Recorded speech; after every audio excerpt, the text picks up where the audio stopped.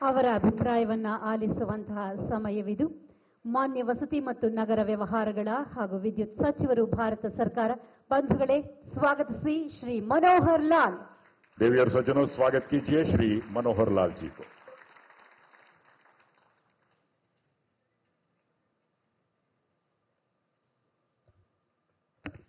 भारत माता की। मित्रों, छत को भी पता नहीं लगा। भारत माता की। धन्यवाद।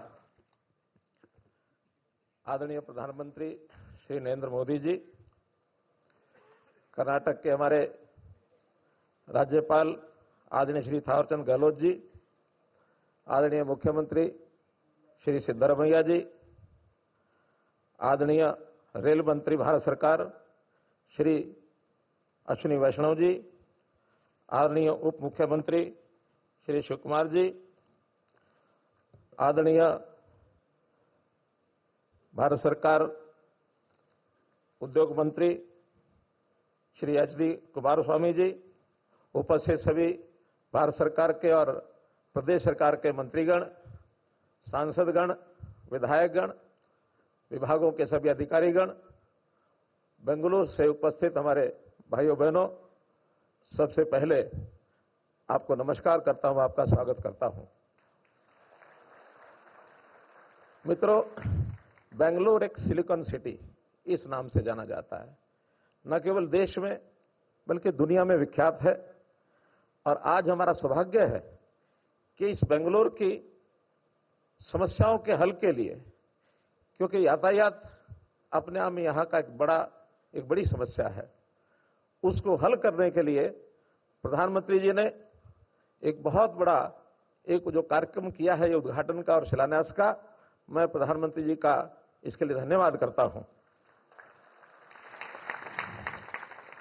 बेंगलुरु मेट्रो रेल प्रोजेक्ट्स, इसमें जो yellow railway line R V road से और बम्मा-सनांद्रा, ये रेलवे लाइन, ये मेट्रो लाइन अपने आप में समय की आवश्यकता है, क्योंकि रोड ट्रैफिक जितना बेंगलुरु में है, इससे आप सब भली भांति परिचित हैं। मेरी जानकारी के हिसाब से बेंगलुरु में आबादी 1 करोड़ 40 लाख है, और यहां अगर वाहनों का रजिस्ट्रेशन देखा जाए सब प्रकार के, तो 1 करोड़ 20 लाख वाहन और बेंगलुरु का रजिस्ट्रेशन है। ऑलमोस्ट 1 व्हीकल पर पर्सन। इस प्रकार का ट्रैफिक रोड्स के ऊपर इतना हैवी ट्रैफिक है कि यहां का एक सर्वे बताता है कि 10 किलोमीटर चलने के लिए 34 मिनट का समय लगता है।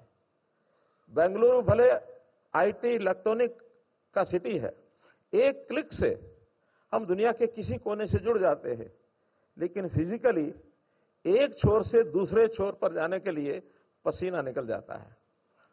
ये बहुत बड़ी समस्या, इसका हल करने के लिए जैसा मैंने बताया, येलो रेलवे लाइन का तो उद्घाटन किया, और साथ में फेज 3 जो अगले चरण में बनना शुरू होगा, इसका शिलान्यास भी किया है।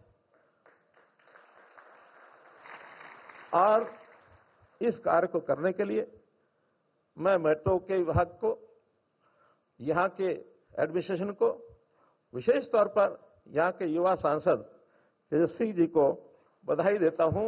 जिस प्रकार से ये प्रधानमंत्री जी के पास लगातार गए, लगातार हमारे विभाग में भी आए, और पिछले दिनों में कलकत्ता से इसी मेट्रो के 3 बोगीज को और वहां से हरी झंडी देकर के वहां से यहां लाया गया, उस कार्यक्रम को भी उन्होंने कराया है।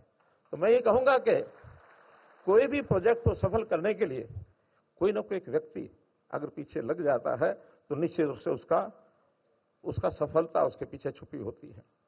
हम जानते हैं कि दुनिया में अर्बनाइजेशन बहुत बढ़ रहा है।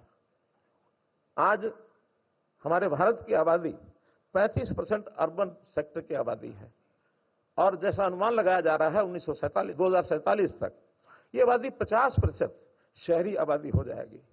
तो जिस प्रकार से आबादी बढ़ रही है, उस प्रकार से उसका इंफ्रास्ट्रक्चर बढ़ना ये भी बहुत आवश्यक है। यहाँ मेट्रोज की आवश्यकता है, यहाँ आरटीएस की आवश्यकता है, ई मोबिलिटी की आवश्यकता है, ई बसेस की आवश्यकता है, पाथवेज की आवश्यकता है, ताकि आना जाना ये सुलभ हो जाए, ताकि ये ट्रैफिक की समस्या भी दूर हो। और दूसरा प्रदूषण भी रोड ट्रैफिक जो खास करके पेट्रोलियम पर, डीजल पर चलने वाला, इसके कारण से प्रदूषण बढ़ता है। उस प्रदूषण की कमी के लिए भी मेट्रो अपने आप में एक योगदान दे रहा है। मित्रों, मजाक में कहते हैं कि कभी बेंगलुरु का कोई एक साथी अपने किसी साथी को एयरपोर्ट पर छोड़ने जाएगा तो एयरपोर्ट पर उसको सी ऑफ करके आएगा। वो साथी मुंबई या दिल्ली पहुंच जाता है, लेकिन ये साथी एयरपोर्ट से अपने घर नहीं पहुंच पाता है। तो इस प्रकार की समस्या के बारे में जो एक भयंकर वातावरण है, इसको एक चुनौती के रूप में प्रधानमंत्री जी के नेतृत्व में हमने स्वीकारा है। और उसके पीछे की जो एक और भूमिका आगे की बता रहा हूं कि कुछ पाइपलाइन में बहुत सी योजनाएं हैं। आज फेज 3 का शिलान्यास हुआ है। अब एक और 3A का जो एक प्रोजेक्ट बहुत जल्दी स्वीकृति मिलने के बाद उसको भी यहाँ चालू कराया जाएगा। और जितनी प्लानिंग बेंगलुरु की है, मैं समझता हूं आने वाले वर्षों में दिल्ली के बाद नंबर 2 पर मेट्रो नेटवर्क वो बेंगलुरु का होगा। बेंगलुरु की ये ट्रैफिक की जो रफ्तार है, इसको ही नहीं बल्कि इसके साथ यहां की प्रगति, ये भी एक अभूतपूर्व माइलस्टोन है। और बेंगलुरु की माइलस्टोन इसलिए बनी है कि आईटी, यहां उद्योग में खास करके गारमेंट्स, इस उद्योग के लोग भी बहुत काम करते हैं। ऐसा जानकारी मिली है 13 लाख वर्कर ये डेली अपने एक स्थान से दूसरे स्थान केवल 2 उद्योगों में जाते हैं। जीडीपी इन सब उद्योगों के कारण से यहाँ बढ़ी है। तो ये सब श्रेय प्रधानमंत्री जी को जाता है। प्रधानमंत्री जी ने न केवल बेंगलुरु और कर्नाटका बल्कि देश भर में जिस प्रकार से इस प्रगति की रफ्तार को बढ़ाया है, दुनिया में हमारा नाम हुआ है। हमारी आर्थिकी जो कभी 5वें नंबर पर थी, 4थे पर आ गई है और आने वाले 2027 में 3रे नंबर पर आने की पूरी हमारी योजना है कि हम 3rd place will cover in the economic GDP structure. पिछले 11 साल में ये प्रगति का अगर पैमाना देखना हो तो मैं केवल 1 महीने के प्रधानमंत्री जी के जो कार्यक्रम हुए हैं, पिछले 1 महीने के, कि सारे देश भर में किस प्रकार से कार्यक्रम आयोजन किए हैं, चाहे उद्घाटन हो, चाहे शिलान्यास हो अथवा अन्य प्रकार के। 12 जुलाई को यानी 1 महीना पहले रोजगार मेले के रूप में अलग अलग विभागों के युवाओं को 51,000 अपॉइंटमेंट लेटर दिए। ये 12 जुलाई 1 महीने पहले की बात है। इसी प्रकार 18 जुलाई को दुर्गापुर में पश्चिम बंगाल में 5,500 करोड़ की योजनाओं का उद्घाटन शिलान्यास किया। 18 जुलाई को ही 7,000 करोड़ की परियोजनाओं की मोतीहार बिहार में योजनाओं को आपने और उसका उद्घाटन किया। इसी प्रकार 26 जुलाई को तमिलनाडु के तुथुकुंडी में 5,000 करोड़ के विकास कार्यों को आपने आगे बढ़ाया है। और आगे अगर बढ़ते हैं तो 2 अगस्त को बनारस उत्तर प्रदेश में 2,000 से ज्यादा परियोजनाएं और विकास कार्यों का शिलान्यास आपने किया है।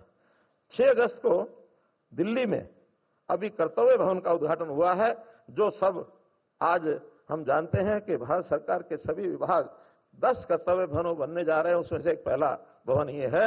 और आज आप बेंगलुरु में हैं, जिस प्रकार से बताया गया कि 23,000 करोड़ रुपए के उद्घाटन और शिलान्यास के कार्यक्रम ये आज के द्वारा हो रहे हैं।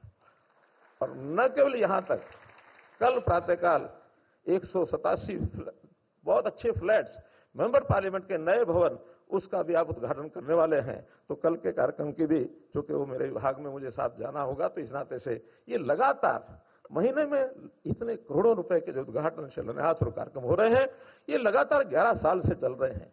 और इस गति को मैं समझता हूं आगे यदि हम बढ़ाए रखेंगे तो निश्चित रूप से जो अपने देश की एक योजना कल्पना प्रधानमंत्री जी ने हमारे सामने रखी है कि देश 2047 तक विकसित भारत हमको बनाना है। और यदि विकसित भारत की एक चीज होती है दृश्य, दिखने वाली, कुछ होती है अदृश्य। हमारी आर्थिक स्थिति दिखने वाली चीज नहीं, महसूस करने वाली बात है। हमारी जीडीपी कैसे बढ़ती है, दिखने वाली चीज है। बहुत से ऐसे कार्यक्रम जो दुनिया उसको एहसास करती है। लेकिन आप दुनिया के किसी शहर में जाए, किसी देश में जाए, तो वहां के जो बड़े शहर हैं, उन शहरों को देखने से पता लगता है कि ये देश कैसा होगा। और उस प्रकार से वहां के, चाहे उसमें हम टोक्यो जाएं, बर्लिन जाएं, बीजिंग जाएं, हम वाशिंगटन जाए, लंदन जाए, ये कितने ही ऐसे देशों के शहर हैं जो विकसित हैं, उनके बराबर हम भी अपने यहां, चाहे वो बेंगलुरु हो, चाहे दिल्ली हो, मुंबई हो, अहमदाबाद हो, हैदराबाद हो, चेन्नई हो, ये सब शहरों को हमको उनके मुकाबले पर लाना है। और निश्चित रूप से मैं मान के चलता हूं कि हम सब कंधे से कंधा मिला करके आगे बढ़ेंगे तो एक दिन निश्चित रूप से हम इस टारगेट को पूरा करेंगे कि देश विकसित भारत के रूप में आगे आएगा। और इसका श्रेय हमारे माननीय प्रधानमंत्री जी को जाएगा कि उन्होंने जो नींव रखी, उस नींव को आगे बढ़ते हुए हम पूरा कर रहे हैं। बहुत बहुत धन्यवाद।